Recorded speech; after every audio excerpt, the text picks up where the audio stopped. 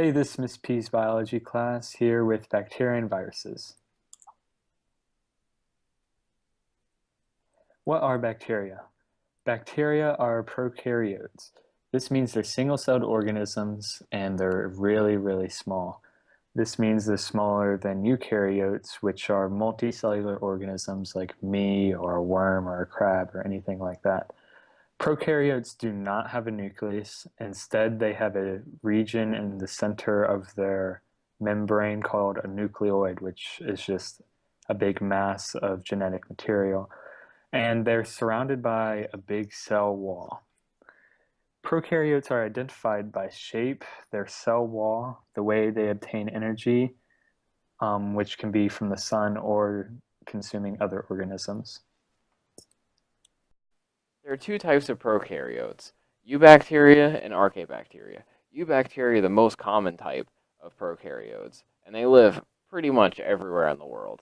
They can even live inside you. E. coli are an example of these, and they help with your digestion. Eubacteria's cell walls, they contain peptidoglycan.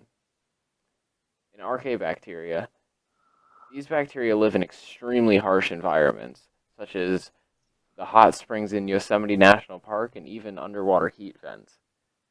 They're much less common than eubacteria, and their DNA is more like eukaryotes than eubacteria, and their cell walls lack peptidoglycan. Prokaryotes are classified in three basic shapes: bacilli, cocci, and spirilla. Bacilli bacteria are like rods. They're just simple rods. Cocci are shaped as spears, and spirilla are shaped as springs. Prokaryotes move in a really special way. Actually, some do not move. They just kind of sit there and flow with the wind or the water or whatever material they're in. Also, they can move manually with the flagella, which is the whip-like structure, which is the tail pictured below, and the flagella helps them move back and forth very quickly.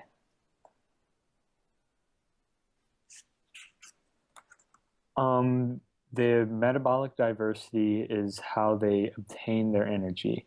Now, heterotrophs consume outside organic matter for carbon, and they can be classified into chemoheterotrophs, which actually consume other organisms for their carbon or their energy, and then photoheterotrophs, which use light for energy, but it's not their main source of energy. They have to consume other organisms as well. And then the other section is autotrophs, which means they use light to convert CO2 and H2O into carbon for photoautotrophs. But chemoautotrophs use other chemicals that is not photosynthesis to make their own food. Also, the way that bacteria consume oxygen is divided into three separate categories. There are the obligate aerobes, which must have constant oxygen. Then there's the obligate anaerobes, which must live in the absence of oxygen. And you can tell the difference between the ana, which means not, and then facultative anaerobes can survive with or without.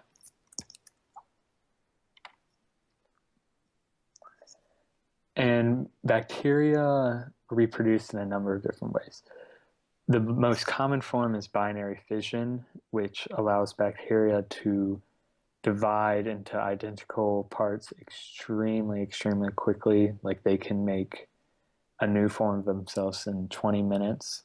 This helps them adapt to their environment really, really quickly. They can also exchange genetic material through conjugation, and they can also undergo a process called spore formation, which happens in unfavorable conditions and where many spores are released into the wilderness. And then those spores form later when conditions are right. So back if the bacteria is in a very, very hot place and it wouldn't be beneficial for them to like grow up and make new bacteria, they'll wait until they're in a warm, damp environment, which is the optimal place for bacteria. Bacteria are very important in the environment. Some of them are decomposers, some nitrogen fixers, and some even have very important human uses. Decomposers break down dead material and recycle nutrients like carbon back into the environment. Nitrogen fixers take unusable nitrogen in the air and convert it to a usable form that plants can then absorb. For human uses, bacteria can clean up oil spills, and they're even used to make some foods like yogurt. Although not all bacteria are good. Bacteria can cause very many diseases, from a simple strep throat to tuberculosis. There's two different ways bacteria can infect. They can either break down cells in your body for food, or they can release toxins that your body reacts negatively to. One way to fight diseases is through pasteurization, created by a scientist named Louis Pasteur. And pasteurization is the sterilization of liquid products such as milk using extreme heat and then extreme cold that kills off all the bacteria.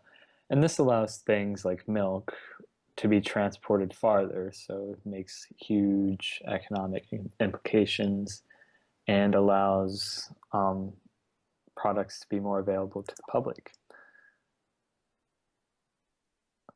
Now, next we have viruses. And one thing that you should remember about viruses is that they're not living.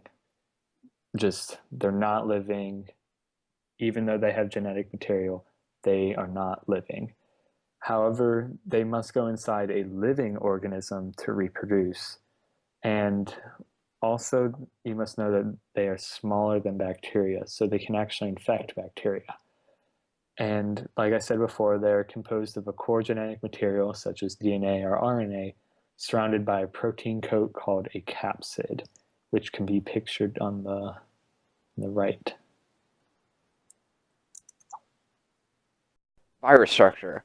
Viruses are made of a protein coat and genetic material such as DNA or RNA. There's three main types of virus structures: bacteriophage, cylinder, and sphere. The bacteriophages are pretty much alien spaceships that come in and invade and inject and take over bacteria. That's a pretty simple way to remember it. And the sphere and the cylinder, just remember them by their shapes.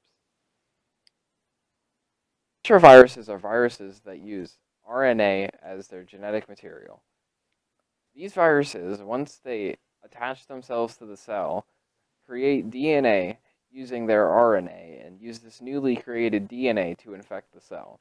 This process is very inaccurate and can lead to rapid and frequent mutations, making retroviruses very hard to fight against and vaccinate against. These viruses can remain dormant for a very long time before becoming active again. Now, you may ask yourself, how do viruses replicate if they're not actually living?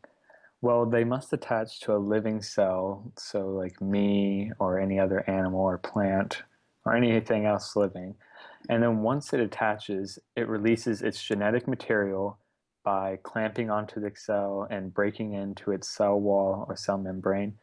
And then this genetic info actually hijacks the living cell and starts to create new viruses.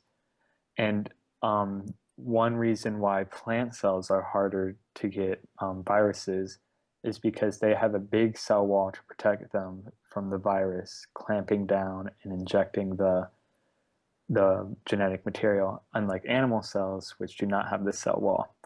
And there are two types of ways of reproducing for viruses, and that's the lytic infection and the lysogenic infection.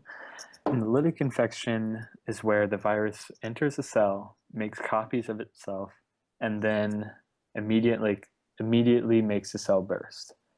And all these new viruses go out and infect even more cells. This is why you can get a virus super, super fast and just get worse even overnight, because they just keep multiplying. And a lysogenic infection is where a virus mixes its DNA and this is called a prophage, with a human cell's DNA, and then the cell replicates with that DNA. Now, this does not happen immediately.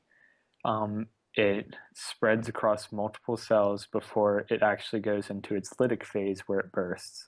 So a lysogenic infection is one where it waits, and a lytic infection is one where it bursts immediately. Now, this just shows the cycle that a virus can undergo.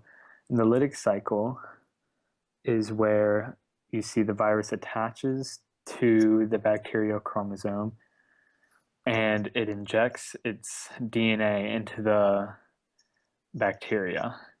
Then this creates new viruses and then they immediately burst. With a lysogenic cycle, they start off by, of course, going into the cell and then they mix its DNA with the cell's DNA, as you can see with the green mixing with the red. And then it actually goes from its lysogenic cycle, once it's inside of a ton of cells, they all actually burst at once. So lysogenic can actually be worse than lytic in some cases. Viral diseases are called pathogens. Pathogens are any disease-causing agents. And viruses exist to infect and reproduce. Certain viruses only attack certain cells or groups of cells inside an animal or plant. Plant viruses only attack plant cells, and animal viruses only attack animal cells. Actually, plant cells are harder to infect because they have a protective cell wall, while animal cells only have their cell membrane. Some examples of pathogens are the smallpox virus and the flu, which is a retrovirus. The flu actually mutates every single year, so that's why you have to have a flu shot every single year, because it's a retrovirus. Ways to cure diseases. Antibiotics are drugs that block the growth and/or reproduction of bacteria, while vaccines are weaker versions of a virus that create an immunity for that virus to prepare the body for the full-blown virus. This has been Miss P's biology class with Jacob Kaminer, Ryan Kelly, and we'd just like to say peace out. peace out, homies.